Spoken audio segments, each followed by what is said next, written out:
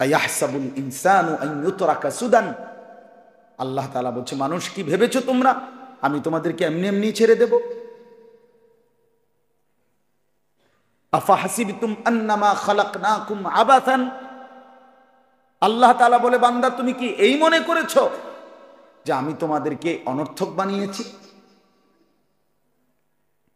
হাল আতা আলাল ইনসানি হিনুম মিনাদ দাহর লাম ইয়াকুন শাইআম মাযকুরা।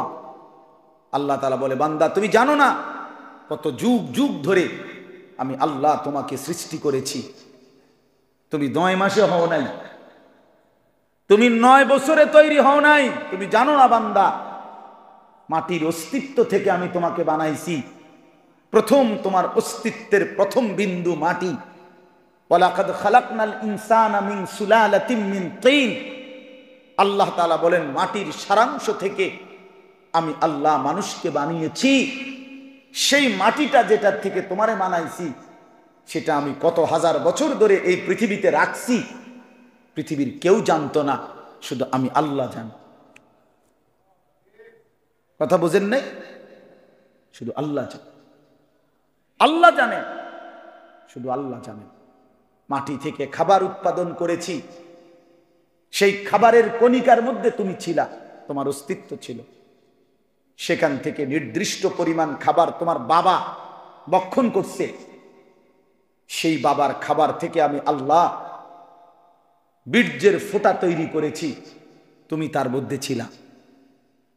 সেখান থেকে একটা নির্দিষ্ট সময়ে তোমারই বাবা মায়ের মিলনে উভয়ের বীর্য একত্র করে মিন নুতফাতিন আমশাজ একত্রিত করে মায়ের জরায়ুতে আমি আল্লাহ স্থাপন করেছি। সেখান থেকে আরো 9 মাস ধারাবাহিকভাবে মায়ের রেহেমে, মায়ের জরায়ুতে আমি আল্লাহ তোমাকে তৈরি করেছি। জমাট রক্ত, গোশতের টুকরা, হাড্ডির কঙ্কাল, নাক কান চোখ দিয়ে গোশত মিলাইয়া একদিন রূহ ফুঁকে দিয়ে মায়ের পেট থেকে বের করে এই পৃথিবীর আলো দেখতে দিছি। তুমি জানো না বান্দা, তোমারে বানাইতে আমার বহুদিন লাগছে। আমি সেই মালিক যে মালিক কুন বললে হয়ে যেত। আল্লাহ তো কুন বললেই হয়ে যায়, হও বললেই তো হয়ে যায়, ঠিক কিনা বলে? তাহলে আমারে আপনারে আল্লাহ তাআলা 9 মাস লাগাইলো কেন? 9 বছর লাগাইলো কেন? এত লম্বা সময় আমরা জানি না মাটি হিসাবে কতদিন ছিলাম, আমরা জানি না খাবার হিসাবে কতদিন ছিলাম, আমরা জানি না বাবার বীর্য হিসাবে কতদিন ছিলাম, আমরা জানি না মায়ের জরায়ুতে কোন দিন স্থাপন হলাম, আমরা জানি না 9 মাসে কোন দিন নাক লাগাইছে, কোন দিন। কেউ বলতে পারে?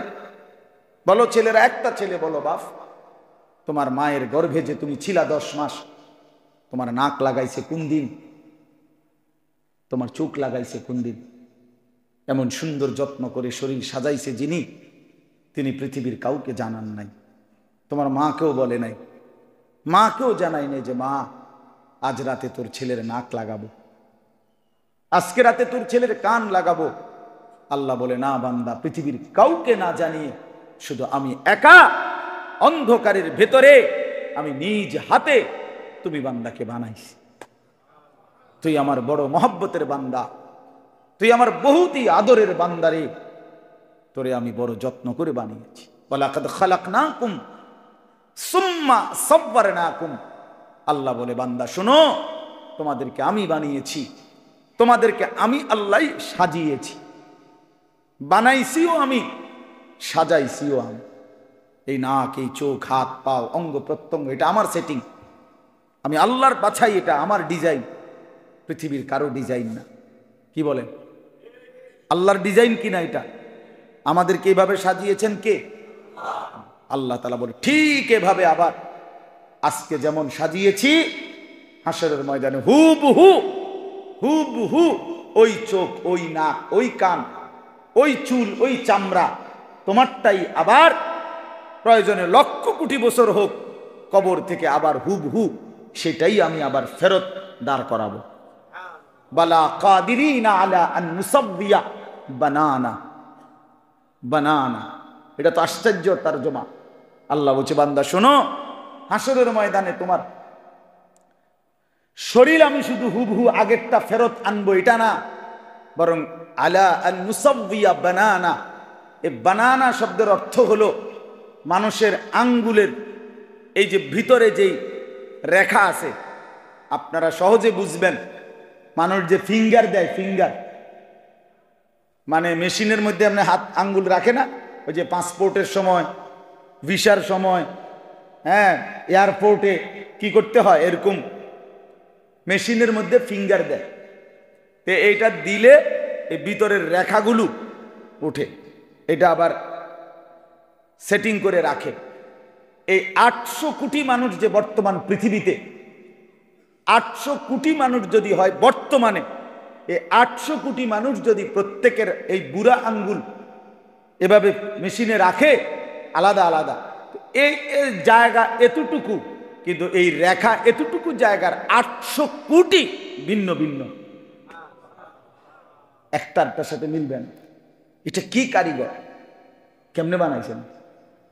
আমাদের একবার এক হাজি মহিলা হারায় গেছিল হজের সময়, আমাদের কাফেলা মহিলা একটা কাগজও নিয়ে গেছে না হোটেল থেকে, একের কিচ্ছু না, কিছুই নিছে না বেটির লগে, হোটেলের একটা কার্ডও নাই। হায় রে আমরা চিন্তায়, এই বেটিরে পাইব কেমনে। রাত্র 11টার দিকে সৌদি মোয়াল্লেম অফিস থেকে ফোন দিছে আমাদের মোয়াল্লেমের কাছে, বাংলাদেশি মোয়াল্লেমের কাছে, যে আপনার মহিলা হাজি অমুক নাম, আপনি এসে নিয়ে যান। তা আমাদের মোয়াল্লিম জিয়া ওইখান থেকে মহিলারা আনছে। তো জিজ্ঞেস করছে যে আপনারা ওনারে কেমনে চিনলেন যে এটা আমার হাজি? মহিলার কাছে কিছুই নাই, কিন্তু শেষ পর্যন্ত আমরা তার ওই ফিঙ্গার আবার মেশিনে যখন দিছি, তখন তো ওই ফিঙ্গার দেওয়াতেই পুরা তথ্য এটা চলে আসছে। তো এখানেই তো আছে কম্পিউটারে যে সে কোন হাজি, কার গ্রুপ, কার কি, সব কিছু শুধু আঙ্গুলের ছাপ দিয়া। তো আমার অর্থ হইল, আল্লাহ তাআলা বলে এই আলা আন মুসাব্বিয়া বানানা অর্থ হইল, আল্লাহ বলে বান্দা হাসরের ময়দানে এই দুনিয়ার ফিঙ্গার আঙ্গুলের যে ছাপ রেখা, আমি আল্লাহ আদম থেকে নিয়ে ইসরাফিলের ফু পর্যন্ত যত কোটি মানুষ বানাইছি, প্রত্যেককে যে আলাদা আলাদা রেখা দিছি, ওই আলাদা রেখা দুনিয়াতে যেটা দিছিলাম, হাসরের ময়দানে হুবহু ফিঙ্গারটা রেখাগুলো ওইটাই ফেরাই আনবে। এখনকার ফিঙ্গার হাসরের মাঠে আবার দিও, তোমারটাই আসবে। সুবহানাল্লাহ। এজন্য বাপ আমার, বন্ধু আমার বলার উদ্দেশ্য ছিল এই কথাটাই বলা, নিজের জীবনের কদর করা, নিজের ভুলে না যাওয়া। ছেলেরা তোমরা ভাইবা দেখো বাপ, নিজেদের চেহারা, নিজেদের সুরত, নিজেদের চলন ভলন, সারা দিনের নিজেদের ব্যস্ততা, আল্লাহরে সাক্ষী রাইখা, প্রিয় বন্ধু আমার, তুমি আমার সন্তান, তুমি আমার ভাই, কেউ হয়তো আমার ছেলের বয়সী, কেউ আমার ভাইয়ের বয়সী। তোমাদেরকে অনুরোধ করছি বাবা, একটাবার নিজের সাথে নিজে বোঝাপড়া কইর যে এরই নাম মুসলমান,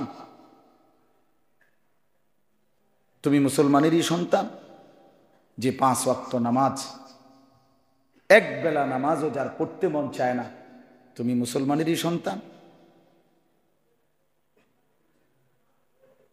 সকাল থেকে নিয়ে রাত 12টা, 1টা, 2টা পর্যন্ত সারাটা দিন তুমি মোবাইল নিয়েই ব্যস্ত, নারী, ছবি, নাচ, গান, অশ্লীল দৃশ্য, বেহায়াপনা, এরই নাম মুসলমানের সন্তান। চেহারা, মাথার চুল থেকে পায়ের নখ পর্যন্ত কোনো কিছুতেই ইসলামের কোনো চিহ্ন নাই, এরই নাম মুসলমানের সন্তান। মুসলমান এমনই হওয়ার কথা ছিল। রাসূলুল্লাহ সাল্লাল্লাহু আলাইহি ওয়াসাল্লামের 23 বছরের মেহনত এজন্যই ছিল। বলে কি হবে সেদিন? আমি বলি বাপ, প্রিয় নবী সাল্লাল্লাহু আলাইহি ওয়াসাল্লাম হাসরের ময়দানে প্রত্যেকের আমলনামা, এই উম্মতের সকলের আমলনামা নবীজি দেখবেন। নবীজি সাল্লাল্লাহু আলাইহি ওয়াসাল্লাম দেখবেন, আর আমলনামা হাতে নিয়ে যখন দেখবেন, পৃষ্ঠার পর পৃষ্ঠা, পৃষ্ঠার পর পৃষ্ঠা, কোনো নেকি নাই। ফজরের নামাজ পড়ে না, 30 বছর 20 বছর, 30 বছর মিথ্যা বলে, 40 বছর যাবৎ সুদের ব্যবসা, কিস্তির টাকা, হারামের টাকা, ঘরের মধ্যে 30 বছর ধরে টেলিভিশন, কেউ ফজরের নামাজ পড়ে না। এইভাবে যখন আল্লাহ নবী সাল্লাল্লাহু আলাইহি সাল্লাম আমল নামার মধ্যে উল্টাইয়া দেখবেন, আল্লাহর কসম বন্ধু, নবী সাল্লাল্লাহু আলাইহি সাল্লাম চোখের পানি ফেলে ওই উম্মতকে ডাক দিয়ে বলবেন, উম্মত, তুই আমার এত বড় বেইজ্জতি কেমনে করতে পারলি? কেমনে আমার এত বড় অপমান করলি? তুই জানো উম্মত, আমি 23টা বছর তোদের জন্য সারাটা রাত কেঁদেছি। এশার নামাজের পরে আমি দাঁড়াইছি, ফজরের আজান পর্যন্ত আমি এক দাঁড়ানোতে চোখের পানি ফেলে উম্মত তোদের জন্য কেঁদেছিলাম। আম্মা জান আয়েশা রাদিয়াল্লাহু তাআলা আনহা বলেন, এক দাঁড়ানোতে নবী সারা রাত উম্মতের জন্য কাঁদছে আর দোয়া করছে। এই পরিমাণ কাঁদছে, আল্লাহর কসম আম্মা জান আয়েশা বলে, হাত্তা তাওয়াররামাত কাদামাহু, দুইটা পাও ফুলে ফুলে গেছে।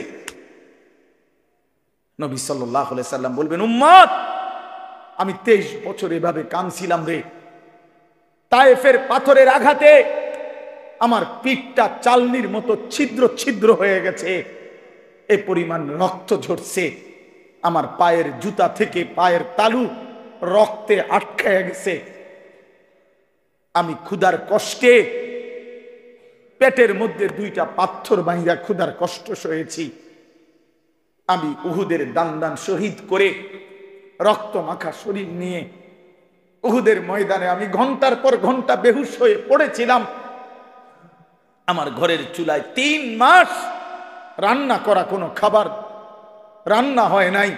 আম্মা জান আয়েশা রাদিয়াল্লাহু তাআলা আনহা কসম করে বলছে, এই উম্মত, নবীর বংশে আমরা, নবীর ঘরে আমরা 9 জন বিবি, রাআইনা হেলালান সুম্মা হেলালান সুম্মা হেলালান, এক চাঁদ দেখছি ডুবছে, আরেক চাঁদ, আরেক চাঁদ, এভাবে 3 মাস গেছে।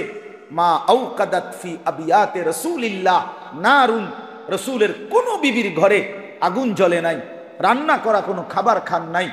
এইভাবে উম্মত আমি না খেয়ে না দে কত রক্ত ঝরাইলাম, কত চোখের পানি ফেললাম, বিনিময়ে এটা কি আনলি উম্মত? বিনিময়ে কি আমল নামা দেখাইলা? হায় উম্মত, এতদিন আখিরি নবী, শ্রেষ্ঠ নবীর উম্মত এতদিন নামাজ পড়ে না। সর্বশ্রেষ্ঠ নবীর উম্মত এতদিন মিথ্যা বলে। সর্বশ্রেষ্ঠ নবীর উম্মত এভাবে সুদ খায়। হায় উম্মত, আমি এটা নিয়ে আমার মালিকের সামনে কেমনে দাঁড়াবো? সুপারিশের জন্য কি বলবো, কেমনে বলবো? প্রিয় ভাই আমার, রাসূলুল্লাহ সাল্লাল্লাহু আলাইহি সাল্লামের ভালোবাসা তো সবার কাছে আছে। সবাই তো আমরা দাবি করি। ভালোবাসা নিয়ে কত ধাক্কাধাক্কি, ভালোবাসা নিয়ে কত ফতুয়াবাজি, নবীর মোহাব্বত, নবীর ইশক, নবীর ভালোবাসা, এই নিয়ে কত ঠেলাঠেলি। তো প্রত্যেকের ভিতরেই তো ভালোবাসার দাবি আছে। ভালোবাসার সেই দাবিতে রাসূলুল্লাহ সাল্লাল্লাহু আলাইহি ওয়াসাল্লাম তিনি যদি লজ্জা পান হাসরের ময়দানে, তো কি হবে আমাদের পরিণতি? ফাকাইফা ইদা জিনা মিন কুল্লি উম্মাতিন বিশাহীদ ওয়া জিনা বিকা আলা হাউলা'i শাহীদা। সূরা নিসার আয়াত এটা। এই আয়াতের তাফসীরের মধ্যে আছে আল্লাহ তাআলা হাসরের ময়দানে নবীজির সামনে, এই আয়াতের একটা তাফসীর এটা যে নবীজির সামনে উম্মতের আমলনামা খুলে দেখাবে। নবী সাল্লাল্লাহু আলাইহি সাল্লাম, আমরা নিজে হাদিসে পড়ছি, রিয়াজুস সালিহিন কিতাবে আমি নিজে পড়ছি, হযরত আব্দুল্লাহ ইবনে মাসউদ রাদিয়াল্লাহু তাআলা আনহু একদিন এই আয়াত নবীজির সামনে যখন পড়তেছিলেন, নবীজি এই আয়াত শুনেই বললেন, হাসবুকাল আন, আব্দুল্লাহ থামো, আর আগায়ও না। হযরত আব্দুল্লাহ ইবনে মাসউদ বলেন, নবীজি এই কথা বলাতে আমি থেমে গেলাম। ফালতাফাত্তু, আমি নবীজির দিকে চোখ তুলে তাকাইলাম। তাকায়া দেখলাম ফাইদা আইনাহু তাদরিফান, আল্লাহ নবী সাল্লাল্লাহু আলাইহি সাল্লামের দুই চোখ দিয়ে অঝরে পানি ঝরতেছে। মুহাদ্দিসিন কেরাম বলে, কেন পানি ঝরতেছিল? এই আয়াত শুনে নবীজি কাঁদে উঠলেন কেন? এই আয়াত শুনে নবীজি থেমে গেলেন কেন? ওনারে আর সামনে পড়তে দেয় নাই কেন বললেন? মুহাদ্দিসিন কেরাম, উলামায়ে কেরাম ব্যাখ্যার মধ্যে লিখছেন, ওই যে কথাটা নবীজিকে যে আল্লাহ বলছে, বন্ধু আপনার উম্মতের আমল নামা আমি দেখাবো, আপনার সামনে খুলবো। নবীজি তৎক্ষণাৎ ভাবতেছিলেন, হায় আমার উম্মতের যদি আমল নামা গুনায় ভরা থাকে, আমি তখন কেমনে মুখ দেখাবো, আমি তখন কেমনে সুপারিশ করব? এই কথা ভাবতে গিয়ে নবীজি তৎক্ষণাৎ অঝরে কাঁদা উঠছে। আমাদের জন্য তিনি এই পরিমাণ কাঁদলেন, আমাদের জন্য তিনি এই পরিমাণ কাঁদলেন। প্রিয় ভাই আমার, বন্ধু আমার, ঠেলাঠেলি করে কি হবে বাপ? কি হবে? কি হবে? কোনো কিচ্ছু আসবে না। এই দেখতে দেখতে আমিও চলে যাব, আপনারাও চলে যাবেন, আমরা সবাই চলে যাব, আমরা সবাই চলে যাব। এই জন্য আমরা প্রত্যেকে ইনশাআল্লাহ, যে কয়জন মানুষ বসছেন, আমি অনুরোধ করি সকলের কাছে, বিশেষ করে আমাদের নওজোয়ান ছেলে তোমাদের কাছে, ভাইয়া নিজের জীবনের কদর করো ভাই। এটা জীবন না দোস্ত। যে জীবন সেজদা দেয় না সে মানুষ না, যে কপালে সেজদা নাই সে মানুষের বাচ্চা না, যে কপালে সেজদা নাই ওই হাইওয়ান, ওই জন্তু জানোয়ার। যে সেজদা দেয় না সে শয়তান। আল্লাহ তাআলা কোরআনুল কারীমে ইবলিসকে বলছে, আজকের থেকে সেজদা দিলি না, এই নাফরমান, আজকের থেকে তুই শয়তান। বলো মাওলানা, তুমি বলো, কথা কি এটা না? ইবলিস কি এর আগে শয়তান বলতো তারে? ইবলিসের আগের তো ছিল, নাম ছিল মুআল্লিমুল মালাইকা। ইবলিস তো ফেরেশতাদের শিক্ষক ছিল। যেদিন সেজদা দেয় না, একটা সেজদা, আল্লাহ বলেন, বেঈমান, সেজদা দিলি না, আজকের থেকে তুই শয়তান। শুধু শয়তান, আল্লাহ বললেন সেজদা দিলি না, ফাখরুজ ফাইন্নাকা রাজিম, বের হ বেঈমান, আজকের থেকে তুই অভিশপ্ত। বেনামাজি ছেলেরা মনে রাখো, তুমি অভিশপ্ত, অভিশপ্ত, রাজিম, তুমি শয়তান। আল্লাহ কোরআনে বলছে, ওয়া ইন্না আলাইকাল লানাতা ইলা ইয়াউমিদ্দিন, ইবলিস তুই সেজদা দিলি না, মনে রাখিস আজকের থেকে নিয়ে কিয়ামত দিবস পর্যন্ত তোর উপরে আমি আল্লাহর লানত, লানত, লানত, অভিশাপ তোর উপরে, অভিশাপ। যেন বেনামাজি মনে রাখিস তোর উপরে আল্লাহর লানত। আমি বললাম তোর উপরে আল্লাহর লানত, তোর উপরে খোদার গজব। মনে রাখো, চালাক মনে, হ্যাঁ, বাত করতে গুণ খানার নাম চালাকি, বাত খাইতে পারলেই চালাক, দুনিয়া ভোগ করতে পারলেই চালাক। কুলু ওয়া তামাত্তাউ কালিলান ইন্নাকুম মুজরিমুন। আল্লাহ বলে, নাফরমান, তুই নাফরমানি সত্ত্বেও অল্প সময়ের জন্য আমার দুনিয়া ভোগ কর, খা বেঈমান। কুলু ওয়া তামাত্তাউ, খা বেটা, অল্প সময়ের জন্য দুনিয়া ভোগ কর। শুধু মনে রাখিস বান্দা, ইন্নাকুম মুজরিমুন, তুমি কিন্তু পাপী। নাস্তা খাও, কোনো মানা নাই। আল্লাহ বলছে, বান্দা শুধু মনে রেখো ফজরের নামাজ পড়ো নাই। রাতের খানা খাও, কোনো মানা নাই, আমি খাইতে বাধা দেব না, শুধু মনে রেখো এশার নামাজ পড়ো নাই। বিল্ডিং করতেছ, করো, শুধু মনে রাখো দূর সুদের টাকা, কিস্তির টাকা, 2 নম্বরী টাকা, ওজনে কম দিয়া বাটফারি কইরা এতিমের সম্পদ লুণ্ঠন করে, অন্যায়ভাবে আপন জনের সম্পদ কুক্ষিগত করে বাড়ি করলা, প্রাচুর্য করলা, অহংকার করলা। মনে রাখো নাফরমান, দুনিয়া ভোগ করো, আখিরাত খুব সামনে, কবর খুব সামনে, খুব সামনে। হাত্তা যুরতুমুল মাকাবির, এই যেখানে আছে, কাল্লা সাউফা তা'লামুন। আল্লাহ বলেন অল্প সময়ের ব্যবধানে নাফরমান, কবরের তোরে বুঝায় দেব আমি মাওলার শাস্তি কি জিনিস, আমার অবাধ্যতার শাস্তি কি জিনিস আমি বুঝায়। খাও ছেলে পেলে তোমরা মনে করছো মোবাইল টিপতেছো, নারী দেখতেছো, বাপ কিছু বলে না, মা কিছু বলে না, সমাজের কেউ কিছু বলে না। মূল বিষয় হলো এটা, ছেলে পেলে আজকে মনে করতেছে আমি মুক্ত, আমি আজাদ, আমি স্বাধীন, আমার কোনো মা নাই, আমার কোনো বাপ নাই, আমার কোনো অভিভাবক নাই, আমারে ডাক দেওয়ার কেউ নাই, আমারে মানা করার কেউ নাই, আমারে বুকে জড়াইয়া ফিরাইবার কেউ নাই, আমারে আল্লাহর সাথে সম্পর্কিত করার কেউ নাই। আমি আর আমার মোবাইল, আমার নারী, আমার নর্তকী, আমার জিনার দৃশ্য, বেবিচারের দৃশ্য, উলঙ্গ দৃশ্য, আমার অসৎ বন্ধুর আড্ডা, মোটর সাইকেলের ঘোরাফেরা। হায়, এটা তোর এই কারণে হয়েছে, কেউ তোরে ডাকে না, কেউ তোরে বাধা দেয় না। মূল কারণ বাবা, আমি বললাম যার মা তারে ডাকে না, যার বাবা তারে ডাকে না, যার অভিভাবক কাউরে ডাকে না, এত গুনাহ, এত নাফরমানি, এত মিথ্যা, এত নাচ, এত উলঙ্গ ছবি দেখার পরেও তোমারে কেউ বাধা দেয় না, কারণটা কি? তোর উপরে আল্লাহর লানত পড়ছে, খোদার গজব পড়ছে, এই জন্য তোরে আর কোনো মাখলুক দেখে না। যার উর্ফে খোদার গজব পড়ে তারে আর কোনো মাখলুক ডাকে না। আমারে ডাকছে, আমার ভাই আমারে একদিনে একবারে জায়গায় 3 বার চুল কাটাইছে। আমার দিকে আমার ভাই নজর রাখছে, আমি একবারে শুধু 19-20 হয়েছে চুলে, 3 বার চুল কাটাইছে। হ্যাঁ, আমি জীবনের প্রথম যখন চাকরি নিছি এই সোনাকান্দায়, প্রথম বেতন দিয়া এখান থেকে একটা টুপি কিনছিলাম, এরকম সাদার মধ্যে ছোট্ট ছোট্ট লাল লাল একটা ফুলের মতো, চারিদিকে 4টা ফুল আছিল, এই আর কিচ্ছু না, সাদা টুপি। আমার জীবনের বেতনের তখন টাকা পাইছিলাম। বাসায় গেছি বৃহস্পতিবার দিন, আব্বা দেখছে শুধু একটা নজর, আব্বা দেখে বলছে আমার মা রে, হেতের যে চাকরি হয়েছে বুঝুনি, হেতের যে বেতন হয়েছে এটা বুঝুনি তুমি? মায় কয় মানে? কয় টুপি দেখছো না? বোঝেন নাই? কয় যে টুপি দেখলা না, মানে ওই যে ফুলওয়ালা, এটা হারাম না। কথা বোঝেন নাই?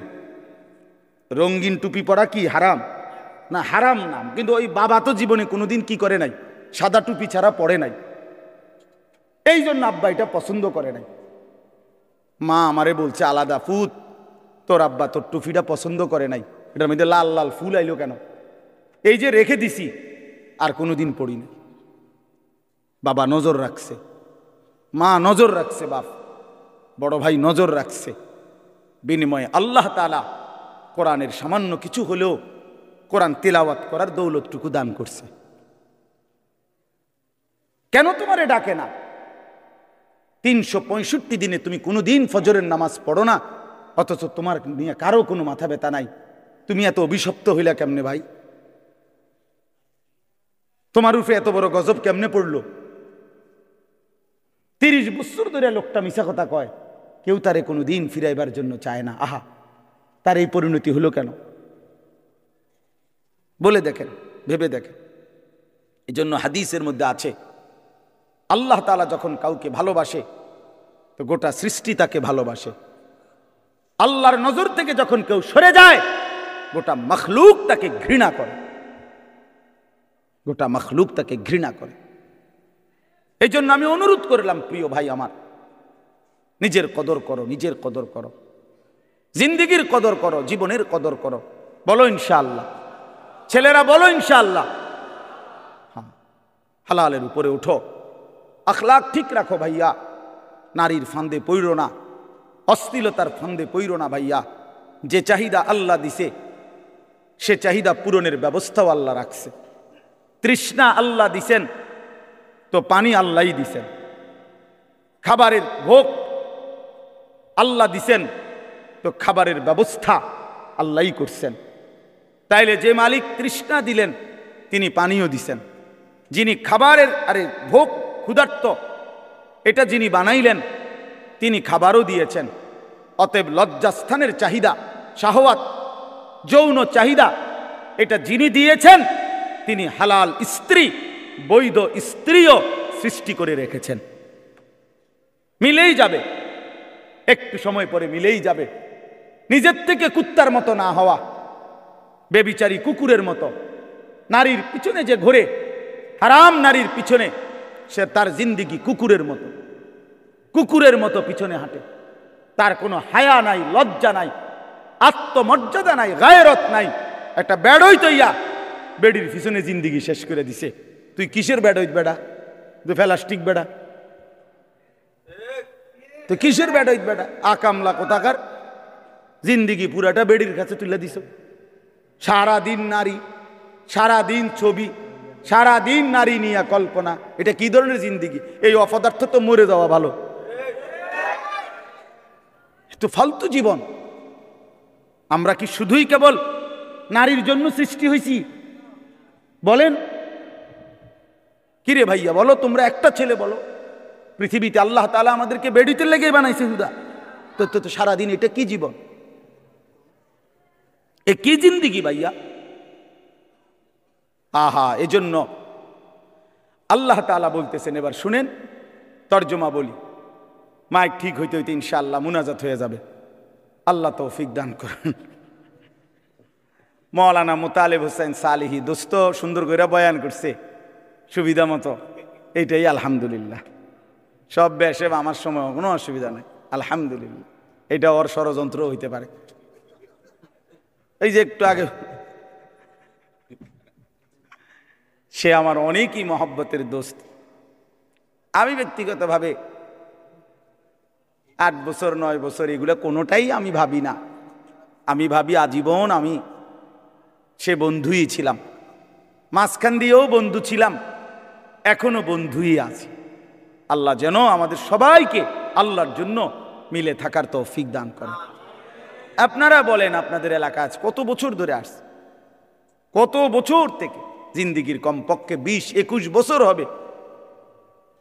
এই মানুষগুলো আমার পরিচিত মানুষ। বছরের পর বছর আমি আপনাদের গলিতে গলিতে চেষ্টা করছি মালিকের কথা 2-4 শব্দ বলার। একটু ব্যস্ততা আগের চাইতে বেড়ে গেছে। এই জন্য এই কামরুল, হাসান বসরি ভাই, ওরা আমার উপরে খুব নারাজ। আগে আমারে বহু মাহফিলে দিতে পারছে নিচে, এখন আমি দাওয়াত নেই না। আসলে একটু ব্যস্ততা বাড়ার কারণে আগের মতো ইচ্ছে থাকা সত্ত্বেও আসতে পারি না।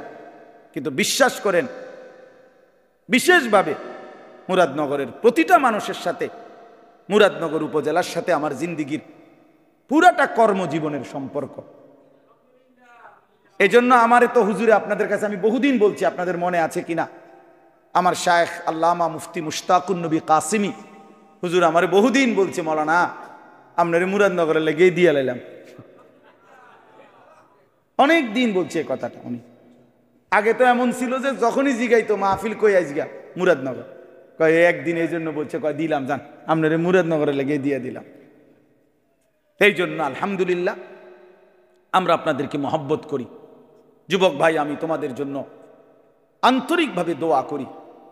বয়স্ক বাবারা যারা আছেন সবাই এই তর্জমাটা এবার শুনেন, তাইলেই কথা শেষ। আল্লাহ তাআলা বলেন, বিস্তারিত আর ব্যাখ্যা করতে চাই না, অল্প কথাই বলি। আল্লাহ তাআলা বলেন, আলহাকুমুত তাকাসুর। আল্লাহ তাআলা বলেন, দুনিয়ার অর্থ সম্পদ, বংশধর, ক্ষমতা, প্রভাব, প্রতিপত্তি, এক কথায় দুনিয়া বাড়ানোর নেশা তোমাদেরকে ডুবাইয়া ফেললো, আখিরাত ভুলাইয়া ফেললো। আলহাকুম শব্দের 2 অর্থ, শাগালাকুম ফিদ দুনিয়া, আরেক অর্থ আনসাকুম আল আখিরা। দুনিয়া বাড়ানোর নেশা, আরো গাড়ি, আরো বাড়ি, আরো জায়গা, আরো জমি, আরো খাট, আরো পালং, আরো সোফা, আরো ফার্নিচার, আরো বাজার, আরো ব্যবসা, আরো দোকান, আরো কামাই, আরো চাই, আরো চাই, আরো চাই। এই বাড়ানোর প্রতিযোগিতা, এই বাড়ানোর নেশা, শাগালাকুম ফিদ দুনিয়া, তোমাদেরকে দুনিয়ার মধ্যে ডুবাইয়া ফেললো। ওয়া আনসাকুম আল আখিরা, হায় বান্দা, আখিরাত ভুলাইয়া দিল। আখেরাত ভুলাইয়া দিল। 60 বছর, আজও আখেরাতের সময় নাই। 70 বছর, 50 বছর, আজও সময় নাই। ব্যস্ত ব্যস্ত ব্যস্ত ব্যস্ত, দুপুরেও ব্যস্ত, রাতেও ব্যস্ত। সামান্য চা বিক্রি করে, নামাজের টাইম নাই। একটা অটো চালায়, নামাজের সময় নাই। সিএনজি চালায়, নামাজের সময় নাই। 10,000 20,000 টাকার চাকরি করে। আহারে বান্দা, আল্লাহ যেন বলতেছে, হায় অল্প কদ্দুর এই চাকরি, এই কদ্দুরের জন্য নামাজ পড়ার কোনো টাইম নাই। তাহলে আল্লাহ তাআলা বলেন, এই দুনিয়া তোমাদেরকে ডুবাইয়া ফেললো, আখেরাত ভুলাইয়া দিল। আখেরাত ভুলাইয়া দিল দুনিয়া বাড়ানোর নেশায়। হাত্তা জুরতুমুল মাকাবির, শোনো, এরই মধ্যে একদিন তুমি পৌঁছে গেলা কবরস্থানে। একদিন দেখবা পৃথিবীর সবই আছে, শুধু তুমি নাই। তুমি কবরস্থানে। ছেলেরা আমার, বন্ধুরা আমার, বাবারা আমার, ভেবে দেখেন, একটা সেকেন্ড ভাবেন। এই দেখতে দেখতে আমি যেদিন মরে যাব, সেদিনও পৃথিবীতে সূর্য উঠবে, চাঁদ উঠবে, সূর্য ডুববে, চাঁদ ডুববে, পৃথিবীর দোকানপাটগুলো খুলবে, মানুষের ব্যস্ততম জিন্দিগি সবই হবে, শুধু আনিসুর রহমান স্তব্ধ পড়ে থাকবে। শুধু আনিসুর রহমানেরই হাত নড়বে না, পাও নড়বে না, চোখ নড়বে না, শুধু আমারই কোনো স্পন্দন থাকবে না। আর বাকি পৃথিবী ঠিকই চলমান। স্বার্থপর এই দুনিয়া আমার জন্য 1 ঘন্টাও থামবে না। পাষাণ এই দুনিয়া বন্ধু আমার 1 সেকেন্ডও থামবে না। সামনের সিএনজি অ্যাক্সিডেন্ট করে, 3টা যাত্রী হয়তো মরে গেছে, লাশ রাস্তায় পড়ে আছে, রাস্তায় জ্যাম বাইজা গেছে, পিছনের একটা গাড়িও থামতে রাজি না, সাইড করে দাও, চলে যাই, আমাদের হাতে সময় নেই। ওরে ভাই মরে গেছে তো, আরে মরে যাক বেটা, পুলিশ কই বেটা, রাস্তা ক্লিয়ার করতে কবে বেটা। এরই নাম দুনিয়া, ঠিক না? এরই নাম দুনিয়া ভাইয়া। স্বার্থপর স্বার্থপর স্বার্থপর স্বার্থপর। আপনারে যেদিন দুপুরবেলা আসরের নামাজের পরে আপনার ছেলে মেয়ে বউ বাচ্চা সারাদিন কানছে, ওরা আসরের পরে আপনার জানাজা পড়ছে, দাফন করছে, এই মানুষগুলো যেগুলো কানছে, এই দেখবেন রাত 9টা বাজে, ওই দিন ওরাও ভাত খাইতে আসে। কি পাশের ঘর থেকে ভাত আইনা দিছে, ফার্মের মুরগা, তেলাপিয়া মাছ, মসুরির ডাল, সাদা ভাত, সবাই বসাইয়া খাওয়াইতেছে। সবাই আরো যাইতে কইতেছে, আরো 2 গা ভাত লও, আরো 2 টুকরা গোস্ত লও, যেই কান্দাটা কানছো তুমি, এত কান্দলে তো শরীর দুর্বল হয়ে যাব, এবারটা মরছে, মরিয়া গেছে। এরই নাম দুনিয়া। আমি তো কত সময় বলছি, কোন ব্যক্তি, যে ব্যক্তি ঘর সাজাইছে, ফার্নিচার সাজাইছে, পুরা ঘরে আসবাবপত্র দিয়া সাজাইয়া গেছে, খাট, পালং, সোফা, ফার্নিচার, ফ্রিজ, এসি, আলমারি, চায়ের কাপ, লবণের বাটি, কাচের প্লেট, আল্লাহর কসম ভাই, 20 বছর পরে যদি কবর থেকে উঠা আইসা এই লোকটা নিজের ঘরে আইসা দেখে, দেখবে তার সাজানো ফার্নিচার কিচ্ছু নাই, কিচ্ছু নাই। যদি জিজ্ঞাসা করে ছেলে নাতিকে, এই বাপ, আমার বানানো সেই মালগুলো, সামানাগুলো, ফার্নিচারগুলো কই, ছেলে বা নাতি বলবে, দাদা অথবা বাবা, এগুলো পুরান হয়ে গেছে, এই মডেল আর এখন চলে না, এই জন্য এগুলো ফেলে দিছি 5-7 বছর আগে, আমনে আইবেন জানলে তো রাখিয়ে দিলাম। কি মিথ্যা বললাম? এর নাম দুনিয়া। আমার দাদা মারা যাওয়ার 12 বছর পরে আমার জ্যাঠারে জিজ্ঞেস করছিলাম, ও আমার জ্যাঠারে চিনে, অল্প কিছুদিন আগে জ্যাঠা মারা গেছে। আমার জ্যাঠারে জিজ্ঞাসিলাম, জ্যাঠা 12 বছর পরে আমার দাদার স্মৃতিস্বরূপ আপনার কাছে, তার আমার দাদার ঘরের কিছু আসেনি? একটা নুনের বাড়ি, কাচের প্লেট। আমার জ্যাঠা মাথা নামায় ফেলছে, চোখের পানি ছেড়ে দিয়ে বলছে, ভাতিজা, তোরে দেখাইবার মতো আমার কাছে কিছুই নাই, বাবার কোনো স্মৃতিই নাই। এর নাম দুনিয়া। ওমাল হায়াতুদ দুনিয়া ইল্লা মাতাউল গুরুর। আল্লাহ বলে, বান্দা, দুনিয়ার জীবন শুধুই ধোঁকা, শুধুই ধোঁকা। ফামা মাতাউল হায়াতিদ দুনিয়া ফিল আখিরাতে ইল্লা কালিল। আল্লাহ বলে আখিরাতের তুলনায় দুনিয়ার জীবন একদমই সামান্য। ওমা হাদিহিল হায়াতুদ দুনিয়া ইল্লা লাহবুন ওয়া লাইব, আল্লাহ বলে দুনিয়ার জীবন আর কিছুই নয় বান্দা, শুধুই তামাশা, খেলাধুলা, খেলাধুলা। ওয়ালামু আন্নামাল হায়াতুদ দুনিয়া লাইবুন ওয়া লাহবুন ওয়া জিনা ওয়া তাফাখুরুম বাইনাকুম ওয়া তাকাসুরুন ফিল আমওয়ালি ওয়াল আওলাদ। আল্লাহ বলে দুনিয়ার জীবন শুনো, খেলাধুলা, তামাশা, কিছুক্ষণের সাজগোজ, এই fair and lovely, face wash, powder, snow, কিছুক্ষণের গর্ব অহংকার বড়াই, কিছুক্ষণ সম্পদ আর সন্তানের হিসাব। আল্লাহ বলেন এই করতে করতে ফুরায় গেল হায়াত। তো মনে রেখো, ওয়াফিল আখিরাতে আযাবুন শাদীদ, আখিরাতে অপেক্ষা করছে অত্যন্ত ভয়ানক আযাব, আযাব। এই জন্য আল্লাহ তাআলা বলেন আলহাকুমুত তাকাসুর, বাড়ানোর নেশা দুনিয়া তোমাদেরকে আখিরাত ভুলাইয়া দিল। ছেলেরা তোমরা ভুলে গেলা নামাজ, একটা মোবাইল পাই, কয় টাকা মোবাইল বাপ? একটা ছেলে বলো বাপ, 18,000 টাকার কাছে হেরে গেলা। একটা মোবাইল 20,000 টাকা, মাত্র 20,000 টাকার কাছে একজন মুসলমানের সন্তান তোমার ঈমান, তোমার ইসলাম, তোমার আখিরাত সব সব ফেলে দিলা, 20,000 টাকার কাছে হেরে গেলা। মোমেন তো গোটা পৃথিবীর বিনিময়ে হাঁটতে জানে না। কথা তো ছিল এই, উচিত তো ছিল এই যে গোটা পৃথিবীর মোকাবেলায় ইমানদারের ঈমান এক চুলো নড়বে না। এই না, এই না বলেন না?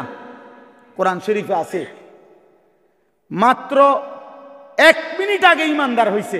ওই যে মুসা নবীর আমলের জাদুকররা যখন জাদুর খেলা দেখাইল, তখন মুসা আলাইহিস সালামের হাতের লাঠির যে সাপ, এটা তাদের সবগুলো রশির সাপ কি করে ফেলছে? গিলা ফেলছে না? এটা জানেননি আপনারা? তো পরে কি হয়েছে? জাদুকররা কি করছে বলেন না? 70,000 জাদুকর তৎক্ষণাৎ সেজদা দিয়া কালেমা পড়ে মুসলমান হয়ে গেছে। আমান্না বিরব্বিল আলামিন, রব্বুল আলামিনের উপরে ঈমান আনছে। এই মাত্র মুসলমান ঈমানদার হইছে, এই মাত্র। ফেরাউন সাথে সাথে বলছে তোমরা আমার অনুমতি ছাড়া মুসার কালেমা গ্রহণ করিলা, লা উসাল্লিবান্নাকুম ফি জুযুইন নাখলি, খেজুর গাছের ডালের মধ্যে তোমরা টাঙ্গাইয়া আমি হত্যা করব, তোমাদেরকে নির্মম শাস্তি দেব যদি তোমরা ফিরে না আসো, ফিরে না আসো। তখন এই 70,000 জাদুকর, আল্লাহর কসম, কোরআন শরীফে আছে বন্ধু, এই 1 মিনিটে 10 মিনিটে ঈমান তাদের এত মজবুত হইছে, এত কঠিন হইছে যে এরা বলল ফেরাউনের দিকে তাকাইয়া, ফাকদি মা আনতা কাদিন ইন্নামা তাকদি হাদিহিল হায়াতিদ দুনিয়া। ফেরাউন, তোমার যা মন চাই তুমি তাই করো, এই দেহের উপরে কাইটা বুটি বুটি করে ফেলো, টুকরা টুকরা করে ফেলো। মনে রেখো, যাই তুমি করতে পারো তা কেবল দুনিয়ার এই শরীরটার উপরেই করতে পারবা। একটু পরে যখন রূহ চলে যাবে তৎক্ষণাৎ মাওলার জান্নাতে ঢুকে যাব। করো মিয়া। এই ঈমান এত বড় সম্পদ, এত বড় নিয়ামত, এত বড় নিয়ামত, এত বড় নিয়ামত। ফেরাউন হযরতে আসিয়াকে, তার স্ত্রীকে শেষ পর্যন্ত শাস্তি দিতে দিতে কোরআন শরীফ আছে ওয়া ফিরআউন জিল আওতাদ, ফেরাউন পেরেক মারছে, পেরেক। পেরেক গ্রামরা কি কোন তার কাটা কয় যে পেরেক, এই পুরা শরীরের মধ্যে আসিয়ার পেরেক মারছে, পেরেক। পেরেক মাইরা কাঠের মধ্যে আটকাইয়া ফেলছে, আটকাইয়া বলছে রক্ত ঝরছে অঝরে। ফেরাউন বলছে আসিয়া, এই শেষবারের মতো বলছি, ঈমান ছেড়ে দে, মুসার কালেমা ছেড়ে দে। আল্লাহর কসম, তাফসীরের মধ্যে আছে হযরতে আসিয়া বলছে ফেরাউন, রাজপ্রাসাদ ছেড়ে দেওয়া যায়, রানীর মর্যাদা ছেড়ে দেওয়া যায়, তোমার মতো বেটার স্ত্রী হওয়া ছেড়ে দেওয়া যায়, গোটা পৃথিবীর সব সম্মান মর্যাদা ছেড়ে দেওয়া যায়, কিন্তু কলিজার ভিতরে যে ঈমান বসছে সেই ঈমান ছেড়ে দেওয়া যায় না। তুমি জানো না, তুমি জানো না ঈমান কি বড় সম্পদ, আখিরাত কি বড় সম্পদ। শেষ পর্যন্ত ফেরাউন বলছে আসিয়াকে এই জীবিত এই অবস্থায় রাইখা, তাফসীরের মধ্যে আছে ফেরাউন তার সৈন্যদেরকে বলছে তাকে চামড়া এই জীবিত রাইখা ছিঁড়ে ফেলো, জীবিত রাইখা কাটো, চামড়া ছিল ছাগলের চামড়া গরুর চামড়া যেমনি ছিলে এভাবে ছিলতে শুরু করো। হযরতে আসিয়া তখন আল্লাহকে বলছে মাওলা আমার এক্ষণ জান চলে যাবে, আমি জানি আমি শহীদ হয়ে যাব, তবে আমার শাহাদাতের পূর্ব মুহূর্তে এটাও কোরআনে আছে, উনি একটা দোয়া করছে মাওলা শহীদ হব ঠিক আছে, কিন্তু আপনার কাছে আমার ফরিয়াদ রব্বিবনি লি ইনদাকা বাইতান ফিল জান্নাহ, আপনার সাথে জান্নাতে আমার একটা ঘর দিয়েন, আমি আপনার সাথে, এটা মহব্বতের কথা, আপনার সাথে জান্নাতে একটা ঘর পেতে চাই। ওয়া নাজ্জিনি মিন ফিরাউনা ওয়া আমালিহি, ফেরাউন আর তার সমস্ত কুফরি কর্মকাণ্ড থেকে আপনি আমাকে রক্ষা করেন, আমারে রক্ষা করেন। ওয়া নাজ্জিনি মিনাল কওমিজ জালিমিন, জালেম সম্প্রদায় থেকে আমাকে রক্ষা করেন, আমি জীবন দিয়ে দিতে চাই, কিন্তু আপনার পাশে জান্নাতে একটা ঘর চাই। আল্লাহ তাআলা বলছে জিব্রাইল যাও আমার আসিয়ার সামনে তার জান্নাতের ঘরটা ধরো, জান্নাতের ঘরটা দেখতে দেখতে আমার আসিয়া জীবন দিয়ে শহীদ হয়ে আমার কাছে চলে আসুক। এই জন্য বাপ আখিরাত না ছাড়া, আল্লাহকে না ভুলা, আল্লাহকে না ভুলা, আল্লাহকে না ভুলা, আখিরাত হারাইলে সব হারাইলাম, আল্লাহকে হারাইলে সব হারাইলাম। ও দুনিয়া এগুলো কিচ্ছু না দোস্ত, ওইসব চাকরি ফাকরি কিচ্ছু না, ও সরকারি চাকরি বেসরকারি চাকরি তো কিচ্ছুই না, কিচ্ছুই না। রিজিক আসমানওয়ালা দেয়, কে দেয় বলেন না? হ্যাঁ, এমপিওভুক্ত চাকরি এটা কোনো বিষয় না, রিজিক আসমানে। কোরআন শরীফের আয়াত তোমারে দেখাই, ওয়াফিস সামাই রিজকুকুম ওয়া মা তুআদুন, ওয়াফিস সামাই ওয়াফিস সামাই ওয়াফিস সামাই রিজকুকুম। কি বলো এমদাদ? শোনো, কোরআনে আল্লাহ বলছে, আল্লাহ বলছে আসমানে তোমাদের রিজিক, আসমানে তোমাদের রিজিক, আসমানে তোমাদের রিজিক। এমপিওভুক্তি চাকরির মধ্যে না। আনিসুর রহমান 9 বছর এমপিওভুক্তি চাকরি ছেড়ে দিছে, রব্বে কাবার কসম 1 লোকমা ভাতের অভাবে মরে নাই। মোতালেবও মরবে না ইনশাআল্লাহ, মোতালেব হোসেন সালিহিও মরবে না, মরবে না, মরবে না বললাম। ইজ্জতের রিজিক আল্লাহ তাআলা দেবে, তাকওয়ার মধ্যে রিজিক, হকের মধ্যে রিজিক, আল্লাহর গোলামির মধ্যেই রিজিক আছে, কোনো সমস্যা নাই। আসমানওয়ালা রাজি তো সব রাজি।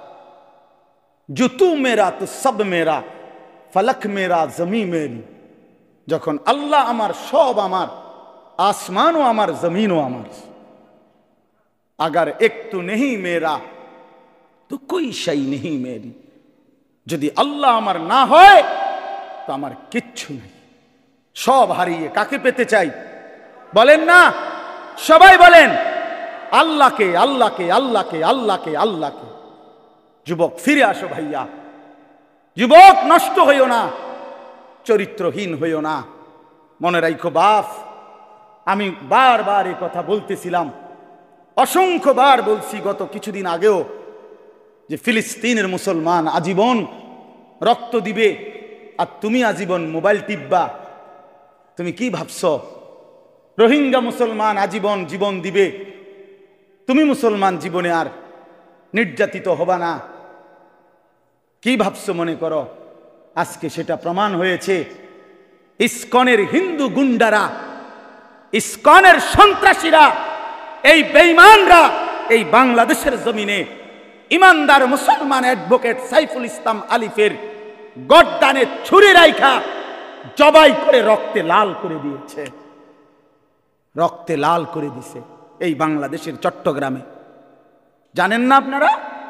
শুনছেন কিনা আপনারা? হ্যাঁ, ছেলেরা বাপ টিপো, মোবাইল টিপো, নারী দেখো, উলঙ্গ ছবি দেখো। মনে রাখো বেঈমান সুযোগ পেলে ছাড়বে না, তোমারেও না আমারেও না। হুজুর মনে করছো পিঠা শুধু হুজুর রাখাইবা? হ্যাঁ, তুমি সিরাসা পাইবা বইয়া বইয়া। সাইফুল ইসলাম হুজুর, কথা বলেন না কেন? অ্যাডভোকেট সাইফুল ইসলাম হুজুর সে বলেন নজরুল ভাই, আইনজীবী, 2.5 বছরের তার একটা বাচ্চা আছে, তার স্ত্রীর গর্ভে সন্তান আছে, গর্ভের সেই সন্তানটা তো বাবারে আর কোনোদিন দেখলো না। 2.5 বছরের বাচ্চাটা, আমার যে 3 বছরের একটা বাচ্চা আছে, আল্লাহর কসম প্রতিটা রাতের যদি 3টাও বাজে, আপনি আমার ড্রাইভাররে জিজ্ঞাসা করে দেখেন, আমার মেয়েটা সজাগ থাকে। আমার 3 বছরের মেয়েটা, আমি যতক্ষণ ঘরে না ফিরি, আমারে জড়াইয়া ধরে না ঘুমাইলে আমার মেয়ে আমার ঘুমায় না। এমন আদরেরই তো সন্তান সাইফুলের সন্তানটা। সে আর বাবা ডাকবে কাকে? বলো ভাইয়া, আমরা 92% মুসলমান। বাংলাদেশে আমরা অল্প কয়েকজন, এত বিপুল সংখ্যক মুসলমান যে দেশে, সে দেশে একজন জলজ্জন্ত মুসলমানকে দিনে দুপুরে জবাই করে ফেলছে। এটা ভাবা যায়? কল্পনা করা যায়? তুমি মনে করছো আজীবন ফিলিস্তিনে মায়ের হবে, তুমি মনে করছো আজীবন রোহিঙ্গায়, আর তোমার আমার জীবন শুধু সুখেই কাটবে না। আমি অনুরোধ করলাম হাত জোর করে, আর যদি কোনোদিন বলতে না পারি তো আজই বললাম, জিন্দিগির বোঝাপড়া করেই ফেলছি, কিচ্ছু হবে না, অসুবিধা হবে না। আমার মতো 2-4 জনের রক্ত ঝরে গেলে, শহীদের খুন ঝরলে কিচ্ছু হবে না, কিছুই হবে না। কিন্তু আল্লাহ তাআলা ইমানদারের তাজা খুন ঝরলে পৃথিবীর কিচ্ছু হবে না।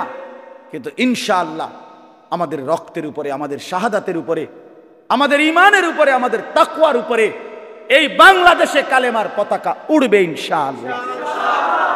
ইসকনের কবর হবেই হবে ইনশাআল্লাহ, ইসকনের কবর হবেই হবে।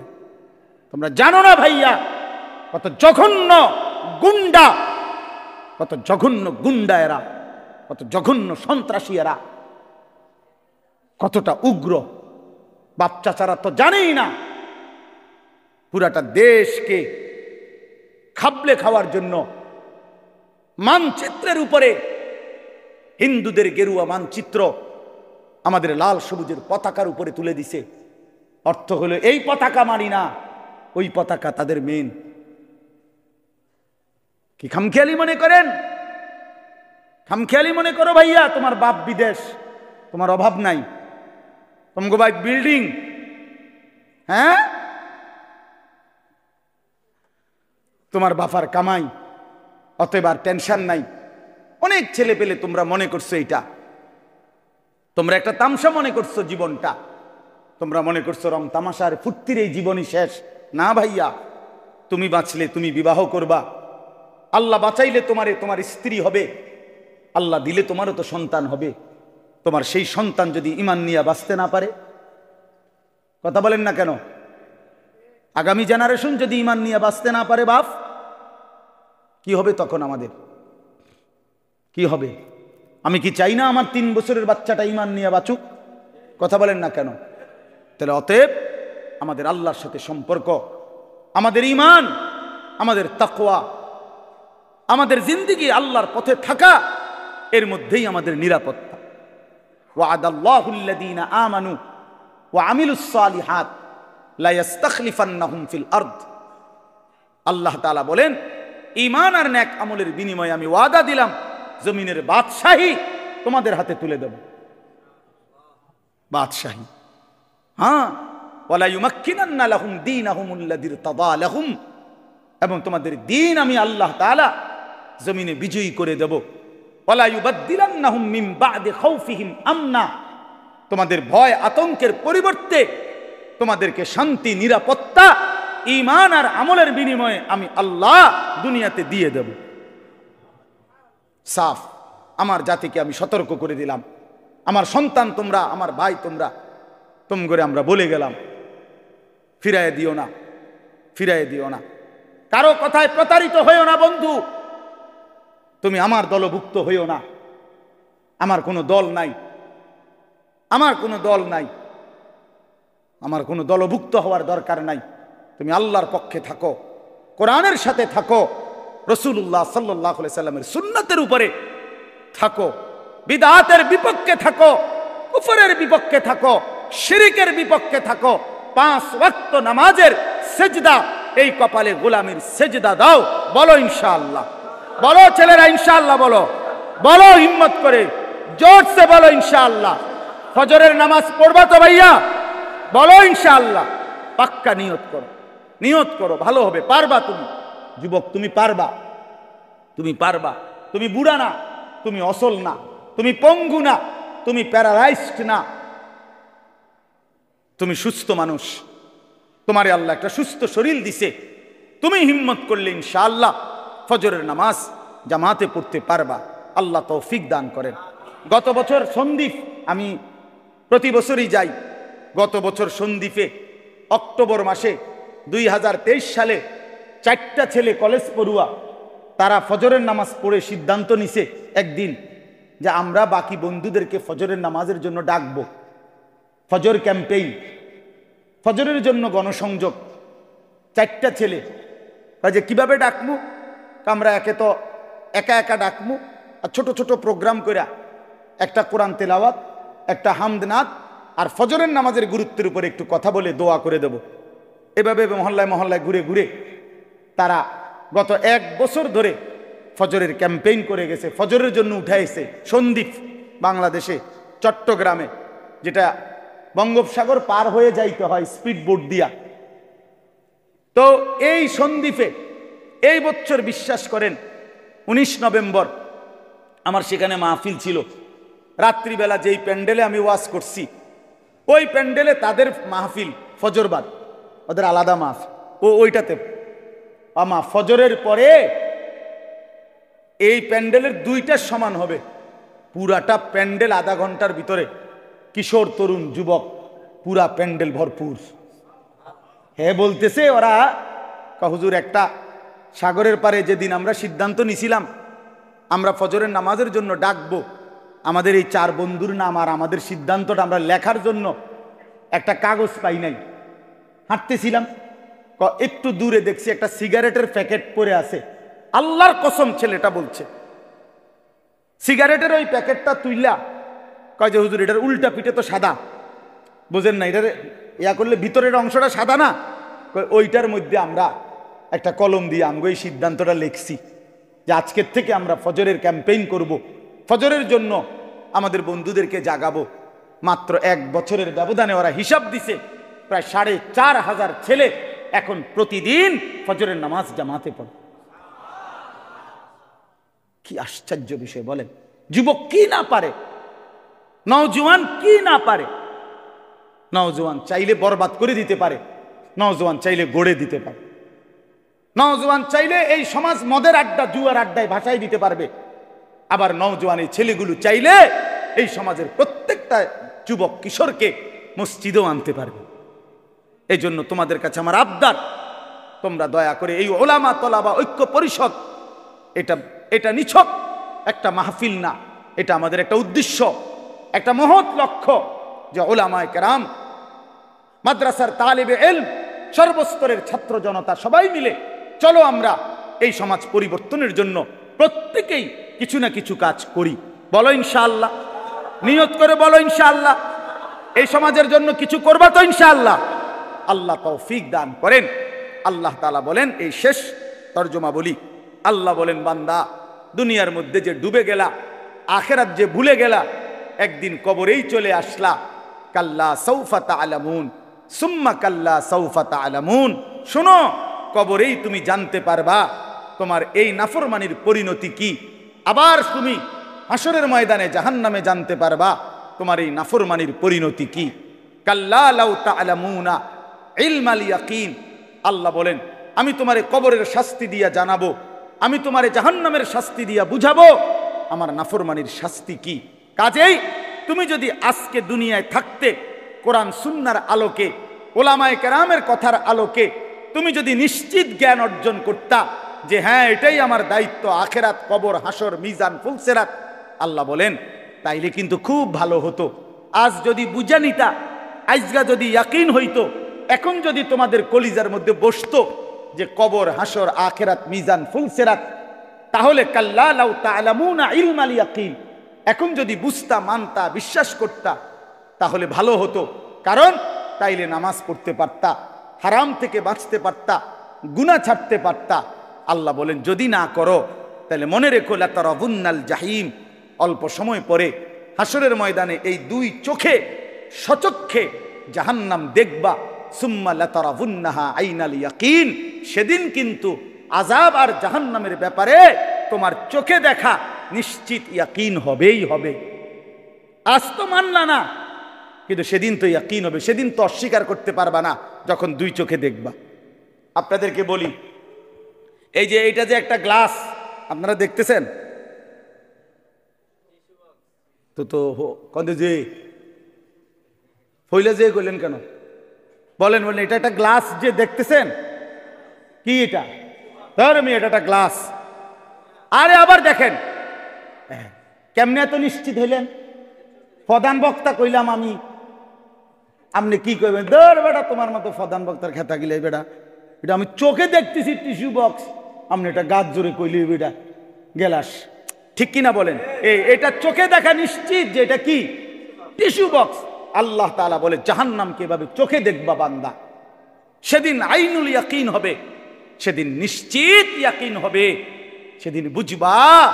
কিন্তু ইয়াউমা ইদিন ইয়াতাযাক্কারুল ইনসান ওয়া আন্না লাহুদ যিকরা, আল্লাহ বলে জাহান্নামকে দেখে বান্দা দুনিয়ার সব কথা মনে পড়বে, কিন্তু আহা বান্দা বলো না সেদিন মনে পড়ে কি লাভ হবে?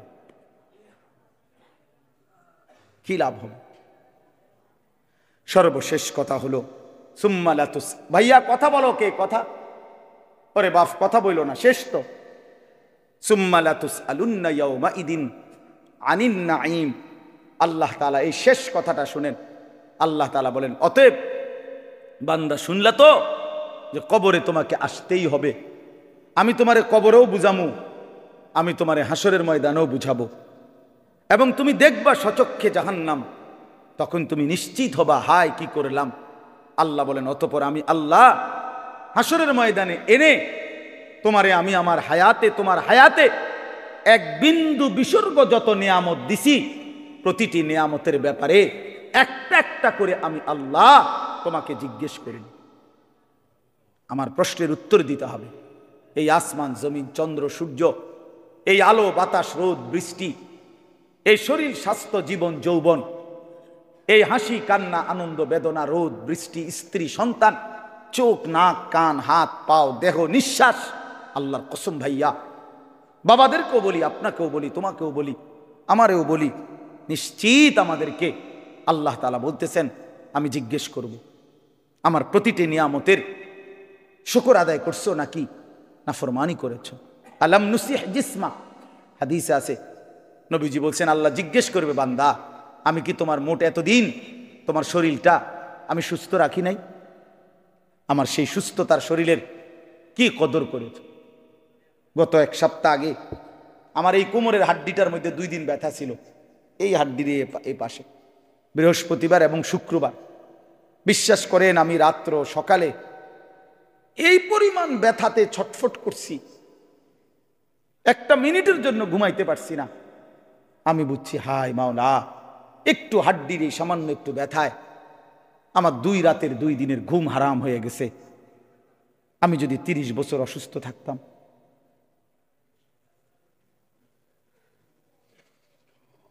বলো ভাইয়া, তো আল্লাহ তাআলা বলবে বান্দা বলো না সুস্থ ছিলা কতদিন, অসুস্থ ছিলা কতদিন, পেটে ব্যথা ছিল কতবার, কতদিন পেট ভালো ছিল, কতদিন মাথা ব্যথা করছে, কতদিন মাথা ভালো ছিল, কতদিন আমার দেওয়া নুরভিকা মিনাল মা, প্রতি ফোঁটা পানি যে পান করছো আমি সেটার হিসাব চাই বান্দা। প্রতি লোকমা খাবারের হিসাব দাও, প্রতিটা নিঃশ্বাসের হিসাব দাও, চোখের প্রতিটা পলকের হিসাব দাও। আল্লাহর কসম আল্লাহ বলছে ফাওয়ারাব্বিকা লানাসআলান্নাহুম আজমাইন, বান্দা কসম করে বলছি আমি কিন্তু তোমাদের সকলকে জিজ্ঞেস করব। ওয়াকিফুহুম ইন্নাহুম মাসউলুন, আল্লাহ বলবে হাসরের ময়দানে ফেরেশতা আমার বান্দাদেরকে দাঁড় করাও, একটা একটা করে জিজ্ঞেস করা হবে। ইন্নাস সামআ ওয়াল বাসারা ওয়াল ফুআদা কুল্লু উলাইকা কানা আনহু মাসউলা।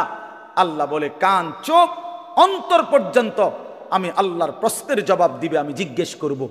অতএব শেষ কথা এটা ভাইয়া, এই দিবানিশি একই কথা, একই চিৎকার, একই চেঁচামেচি, একই কথা ভাইয়া, জিন্দিগি সুন্দর করো। নিজের ঈমান আমল টিকিয়ে রাখা এতটা কঠিন হবে, ফিতনা এত ধারাবাহিক আসবে যে নবীজি সাল্লাল্লাহু আলাইহি সাল্লাম বুঝাইছেন। মনে করেন এই যে তসবির দানা, 100টা দানা এখানে, এইখানে যদি ছুরি দিয়ে এখন কাইটা দেয়, 100 দানা মাটিতে পড়তে কতক্ষণ লাগবে? সামান্য, 1 মিনিটও লাগবে না। অনবরত একটার উপর একটা দানাগুলো পড়বে কিনা, এইটা নবীজি বুঝাইছেন। কার নিজামিন কুতিয়া সিলকুহু, যেমন মালা, মনে করেন তসবির ছড়া, তার রশি যেমন কেটে দিলে সবগুলো দানা একসাথে পড়ে, একটার উপরে একটা, তোমাদের উপরে মুসিবত ফিতনা এভাবে একটার পর একটা পড়বে। কোনটা সামাল দিবা, কোনটা সামাল দিবা, এরকমটা হবে। হাদিসের মধ্যে আছে রাসূলুল্লাহ সাল্লাল্লাহু আলাইহি সাল্লাম একদিন মদিনার একটু উঁচু জায়গায় উঠে, একটা টিলার মতো একটু উঁচু জায়গায় উঠে মদিনার সব ঘরবাড়ির দিকে তাকাইছেন। তাকাইয়া নবীজি সাহাবীদেরকে বলতেছেন, সাথে যারা আছে, ইন্নী লা আরাল ফিতানা কামাওয়াকিল কাতরি খিলালা বুয়ুতিকুম, আমি দেখতেছি তোমাদের প্রতিটা ঘরগুলোতে বৃষ্টির ফোঁটার মতো ফিতনা পড়তেছে, বৃষ্টির ফোঁটার মতো। বৃষ্টির ফোঁটা, এক ফোঁটা পড়ার 1 মিনিট পরে আরেক ফোঁটা পড়ে, বুঝেননি? বৃষ্টির ফোঁটা কেমনে পড়ে, অনবরত কিনা, ধারাবাহিক, অনবরত। এইভাবে নবীজি বলছেন ফিতনা অনবরত আসবে বৃষ্টি ফোঁটার মতো। রাসূলুল্লাহ সাল্লাল্লাহু আলাইহি ওয়াসাল্লাম হাদিসে স্পষ্ট, আমি নিজে পড়ছি, নবী সাল্লাল্লাহু আলাইহি ওয়াসাল্লাম বলছেন দাজ্জাল যখন বের হবে, বিভিন্নখানে মানুষের মধ্যে ব্যাপক কানাঘুষা চলবে, কিছু কিছু ভুয়া খবর আসবে, অমুকখানে দাজ্জালকে দেখা গেছে, অমুকখানে। রাসূলুল্লাহ সাল্লাল্লাহু আলাইহি সাল্লাম বলছে, উম্মত সাবধান করলাম, এমন কোন সংবাদ শুই না দাজ্জালকে একটু দেখার জন্য বলে আমি দেখতে এলাম। রাসূলুল্লাহ সাল্লাল্লাহু আলাইহি সাল্লাম বলছে, সাবধান, দেখবার জন্য উকি দিয়া, এক নজর দেখার জন্য তুমি যাইও না, গেলে তুমিও ফিতনায় আক্রান্ত হয়ে ঈমান হারায় ফেলবে, ঈমান হারায় ফেলবে। আমরা অনেক সময় আওয়াজ উঠলে দৌড় মারি, কি হইছে, এমন না যাও, দাজ্জাল আসছে, দাজ্জাল আসছে, এ কথা শুনে দৌড় দিও না, এতটা। রাসূলুল্লাহ সাল্লাল্লাহু আলাইহি ওয়াসাল্লাম বলছেন। এই জন্য বাপ, শুরুর কথা হলো এটাই, দিন যত বাড়তেছে, জিন্দিগি যত সামনে যাচ্ছে, তো মুসিবত, পেরেশানি, অস্থিরতা বাড়তেছে। রাসূলুল্লাহ সাল্লাল্লাহু আলাইহি ওয়াসাল্লাম বলছেন, একটা সময় এমন আসবে যখন ঈমান সংরক্ষণ করা এতটা কঠিন হবে যে কাল কাবিযে আলাল জামর, হাতের মধ্যে, তালুর মধ্যে জ্বলন্ত কয়লা নেওয়া যতটা কঠিন হবে, হাতের মধ্যে যদি জ্বলন্ত কয়লা হাতের তালুতে রাখা যেমন কঠিন, নিজের ঈমান হেফাজত করা এতটা কঠিন। এরকম সময় হবে। নবী সাল্লাল্লাহু আলাইহি ওয়াসাল্লাম বলেন, বাদিরু বিল আমালি ফিতানান কাকিতাইল লাইলিল মুজলিম। নবীজি সাল্লাল্লাহু আলাইহি সাল্লাম বলেন, শোনো আমার উম্মত, সময় থাকতে ফিতনা অতিরিক্ত আসার আগে আগেই নেক আমলগুলো জলদি জলদি করে ফেলো, দ্রুত দ্রুত, এখন সময় আছে, যতক্ষণ সুযোগ আছে নেক আমলগুলো জলদি জলদি করো। নামাজ, রোজা, দান, সাদাকা, জিকির, তেলাওয়াত, তাহাজ্জুদ দ্রুত করো, দ্রুত। ফিতনা আসতে আসতে। ফিতনা কেমন আসবে? নবী সাল্লাল্লাহু আলাইহি সাল্লাম বলেন, কাকিতাইল লাইলিল মুজলিম, অমাবস্যার অন্ধকার রাতে যেমন মানুষ পথ হারায় ফেলে, এইরকম ফিতনা আসবে। অর্থাৎ চারিদিকে বেদিশা হইয়া যাইবা, এত বেশি অন্ধকার যে নিজের শরীরে দেখা যায় না। অমাবস্যার অন্ধকারের মতো তোমাদের উপরে ফিতনা আসবে, তখন আর আমল করার সময় পাইবা না। আমি একটা ছোট্ট উদাহরণ দিই মানে বোঝানোর জন্য। আমি একবার কুমিল্লা একটা হোটেল থেকে রাত্রেবেলা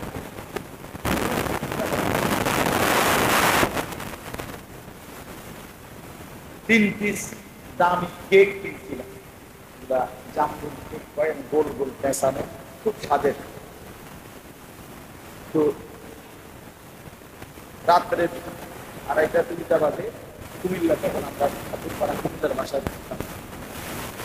আমি রাত্রে গেছি বাসায়, সকালবেলা 10টা-10:30টার দিকে আমার দিদি এবং আমার 2টা বাচ্চা, তখন বললাম যে তোমরা এগুলা খাও, আমি জুমার নামাজ পড়ে আসতেছি। তখন আমার আব্বার মসজিদে আমি জুমা পড়তাম ঠাকুরপাড়ায়। আমি নামাজ পড়ে আসতেছি, আমি কিছু রাখতো বা একটু রাখতো, আমি এটা পরে খাবো, তোমরা এমন খাইয়া পড়ো, আমার সময় নেই। তো ওরা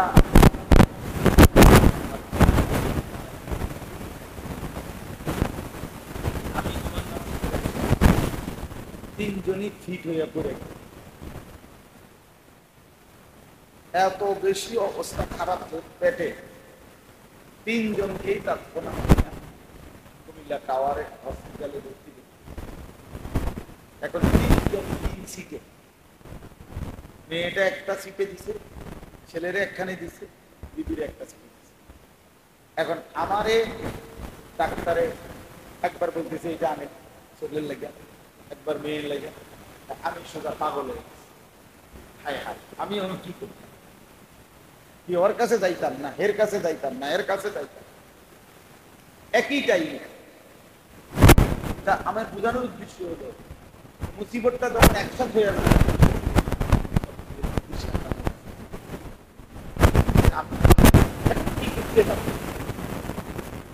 এই জন্য একটা সময় এমন আছে,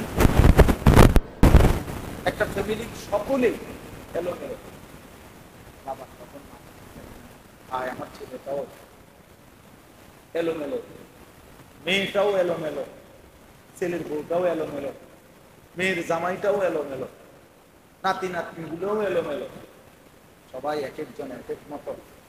আমার জিন্দিগির আর কি ঠিক করমু কাকে, বুঝামু কাকে, এই জন্য আজকে একজন মুসলমান তার ঘরের মানুষগুলোর প্রতি তার কোনো নিয়ন্ত্রণ নাই। খাট, পালং, সোফা, ফার্নিচার এটি খুব সুন্দর, বার্নিশ চমৎকার, ইট, বালু, সিমেন্ট সব 1 নাম্বার, কাঠ 1 নাম্বার, সব খুব সুন্দর। আপন সন্তান, আপন পরিবারের মানুষগুলোর উপরে যে মানুষটা অভিভাবক, রোজগার করে, উপার্জন করে, এই বেচারার কোনো নিয়ন্ত্রণ নেই। চোখের সামনে ছেলেটা, আমি বাপ, অথচ এটা আমার সন্তান। সন্তান এই ছেলেটার বাপ দাদার কারোর সাথে তার চুল, চেহারা, চলা ফেরার কোনো মিল নেই। মেয়েটা মেয়েটার মতো, বউ বউর মতো, যার মন চায় মোবাইল টিপে, যার মন চায় আড্ডা দেয়, যার মন চায় ছবি দেখে, যার মন চায় টেলিভিশন দেখে, যার যেটা মন চায় সে ওইটা করতেছে। বউয়ে টেলিভিশন দেখতেছে, ছেলে মোবাইল টিপতেছে, মেয়ে অন্য ছেলের সাথে কথা বলতেছে, সবাই নাফরমানির মধ্যে ব্যস্ত। আর এই বেচারা মাথার ঘাম পায়ে ফেলে এদের জন্য টাকা পয়সা বাজার সদাই ঘর দুয়ার ফার্নিচার এগুলো ব্যবস্থা করতে করতে তার জানটা শেষ হয়ে গেছে। কিন্তু যাদের জন্য উপার্জন করতেছে তাদের কারো উপরে তার কোনো নিয়ন্ত্রণ নেই। এর চাইতে বড় দুর্ভাগ্য আর কি, এর চাইতে বড় বদনসিব আর কি বলে। আমার আজীবনের চিল্লানি এটা, সারাটা বছর আমি এই চিল্লাই এই কথা, সারাটা বছর আমার এই একই চিল্লানি, একই আহাজারি করি যে কিরে বাপ, পুরাটা জীবন কষ্ট করে মাথার ঘাম পায়ে ফেলে এই টাকাগুলো রোজগার করতেছেন, এত কষ্ট করে এই ঘর সংসার সাজাইলেন, অথচ এই নাফরমান সন্তান খোদার 365 দিনে কোনদিন এমন সুন্দর তরতাজা ছেলে 16 বছর 14 বছর কোনদিন ফজরের নামাজ পড়ে না, খোদার একটা বছরে কোনদিন এত বড় জানোয়ার মুসলমানের বাচ্চা হয় কেমনে? এত বড় জানোয়ার মুসলমানের বাচ্চা হয় কেমনে? মুসলমানের বাচ্চা হয় কেমনে বলেন? তুমি বাবার জীবনের সার্থকতাটা কি? এই মার জিন্দেগীর সার্থকতাটা কি বলেন, বুঝাইয়া বল, একজন জবাব।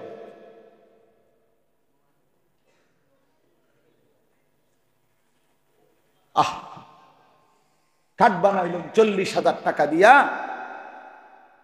আর সেই খাটের মধ্যে শুইয়া সারা রাত ছেলে উলঙ্গ ছবি দেয়। সোফা বানাইলেন 70,000 টাকা খরচ কইরা, সেই সোফাত বৈশা বউ বাচ্চা নাতি নাতনি সারাক্ষণ রঙিন টেলিভিশনে নাচ গান নাটক সিনেমা নর্তকীর ছবি দেখে। এই ছিল মুসলমানের জীবন? এটাই আপনার জীবনের সফলতা? এটাই জীবনের চাওয়া পাওয়া ছিল? এই জন্য প্রিয় ভাই তোমাদেরকেও বলি, ভাই একই কথা ভাইয়া, এই ছেলে বাপ, বারান্দার ছেলেরা কথা বললে বাপ বাইরে হয়ে যাও, তোমার মতো 2-4 জন অপদার্থ বাইরে হয়ে গেলে তেমন সমস্যা হবে না, বাইরে হয়ে যাও ভাই। কথা যদি বাকি থাকে কারো, তুমি বাহিরে গিয়া বলো। এতটুকু দিমাগ যদি না হয় বেটা, মসজিদ এটা শিখবা কোন দিন দোস্ত? খামখেয়ালি ছুটবে কোন দিন?